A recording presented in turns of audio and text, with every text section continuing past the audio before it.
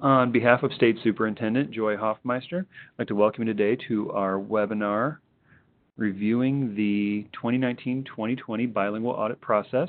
My name is Dan Ruhl, and I'm with the OSDE Office of Accountability, and I'm here with LeGay Riggs with the OSDE Office of Accreditation and one of our state regional accreditation officers. And today we're going to be covering the process and requirements related to the bilingual audit.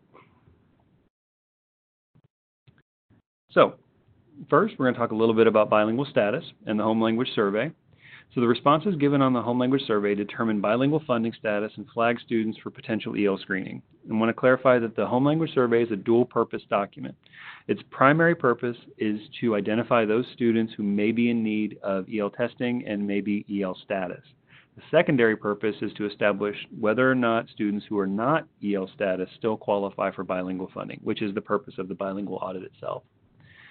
Second, the 2019-2020 Bilingual Count Verification Packet outlines the general rules concerning basic identification and is available on the OSDE website.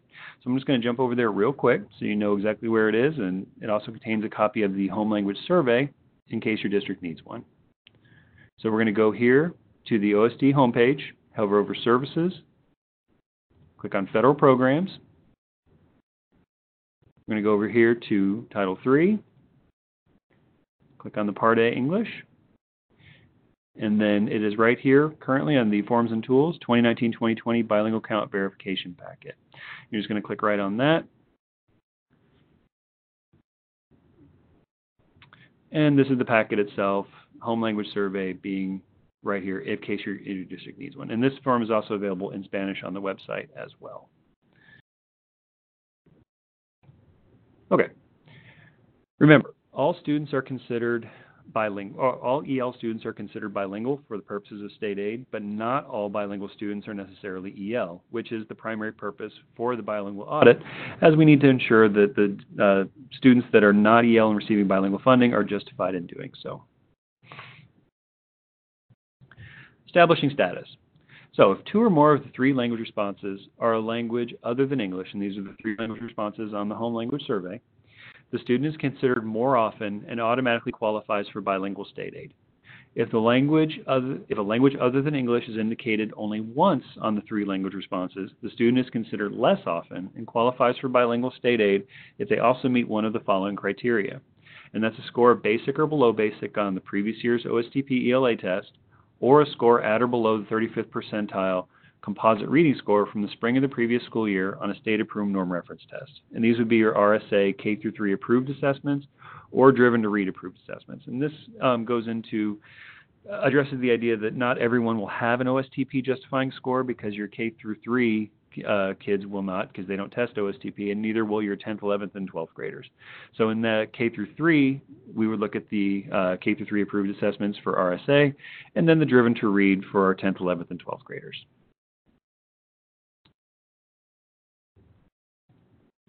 So the bilingual audit. The purpose of the bilingual audit is to ensure that districts are justified in receiving bilingual funds through the state funding formula. The Regional Accreditation Officer, or RAO, assigned to your district will only review the home language surveys of those students receiving bilingual state aid who are not coded as EL. Districts must provide an HLS and supporting testing documentation as appropriate. HLS that requires that would be one that's less often. The more often HLS is if they're 3 languages or 2 languages other than English, those are automatic. They don't require any additional documentation. But they need to provide an HLS for each student being claimed for the purposes of bilingual state aid, organized in the format detailed in this presentation.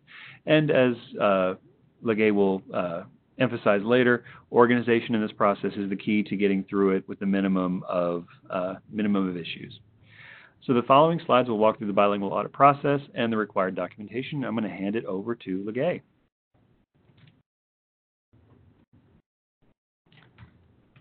The bilingual auditing process this year for the 1920 school year will be the same that it was last year during the 18-19 school year. So the first slide we're going to look at is a bilingual count verification form.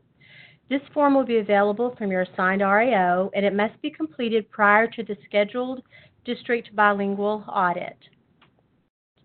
So now we're going to talk about the way that you fill this bilingual verification form out.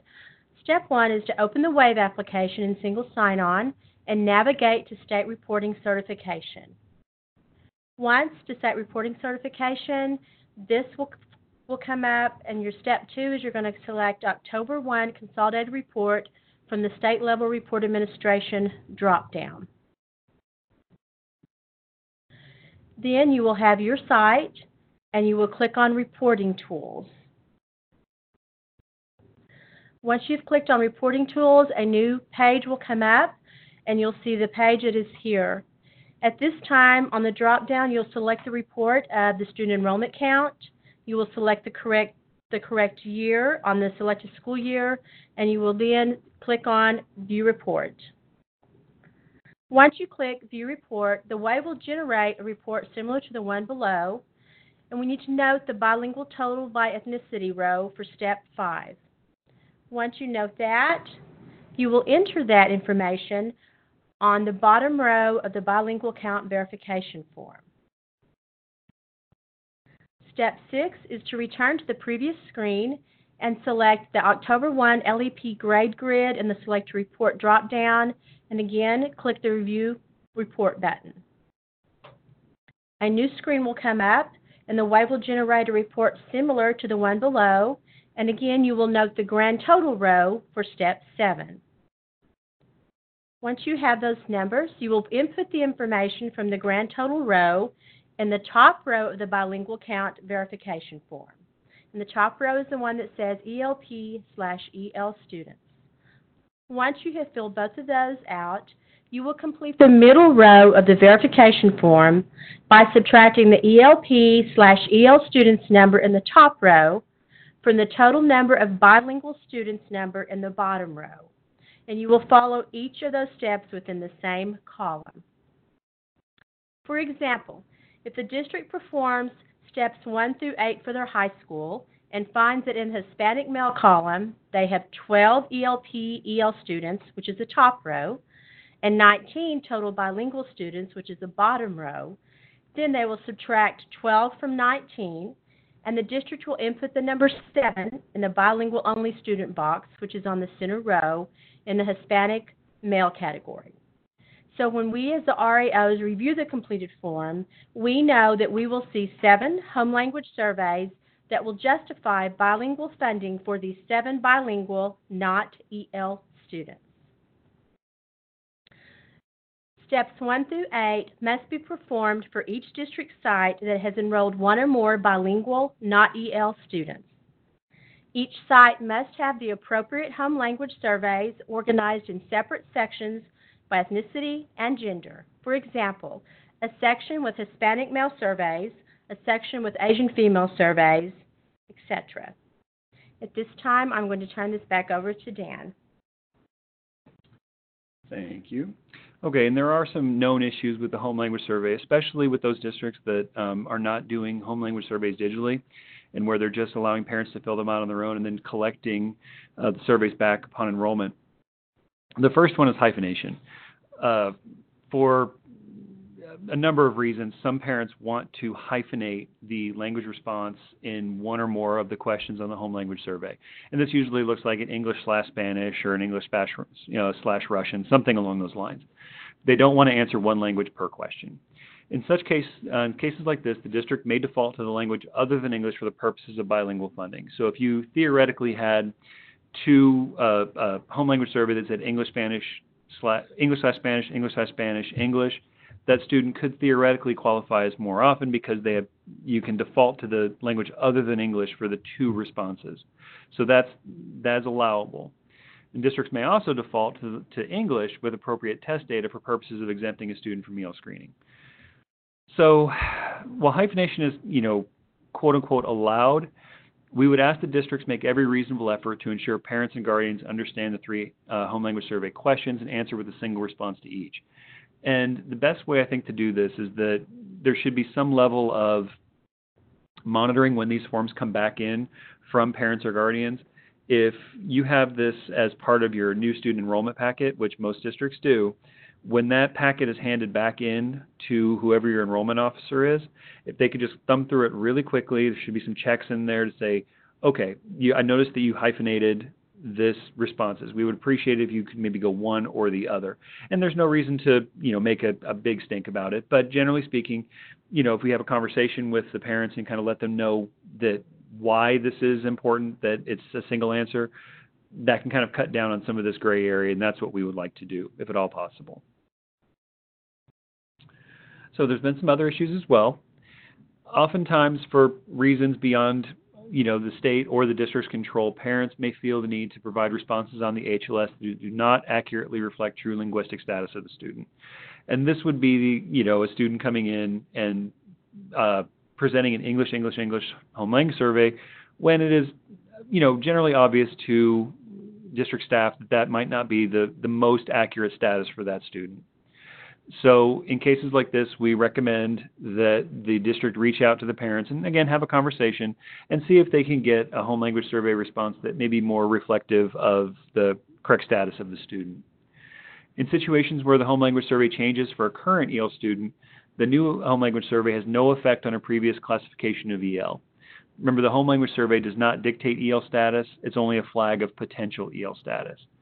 You want to note the issue on the new home language survey and attach it to the previous one. There's not really much you can do about it if that's the one that they give you. But it might affect bilingual funding status, and that's something we'll address here in 1 minute. This also applies to students arriving from another district with conflicting status and home language survey responses. Again, note the issue and file the home language survey in the cumulative folder. Responses on the home language survey do not directly affect EL status. Only a WIDA assessment can classify a student as EL, or and that's when in the screening process, or reclassify a student as former EL, and that would be the spring testing with the access assessment. Okay. Issues can also arise when parents of students formerly classified as EL submit a new HLS changing all responses or 2 responses to English. This can end bilingual status for the student. So this is one of the issues that can occur, and it almost always occurs with students who were formerly EL. They had a former home language survey that was Spanish, whatever, and then they tested however many years, tested proficient on WIDA, were more often for bilingual funding because they had 2 or more languages or other than English on their home language survey, and then the parent submits a home language survey that is now all English. Now that, since the bilingual funding status is based off the most recent home language survey received, that would end bilingual funding for that particular student. So in cases like this, really the only recourse the district has would be to contact the parents, have a conversation, and see if that is a home language survey that they would like to commit to, for lack of a better term.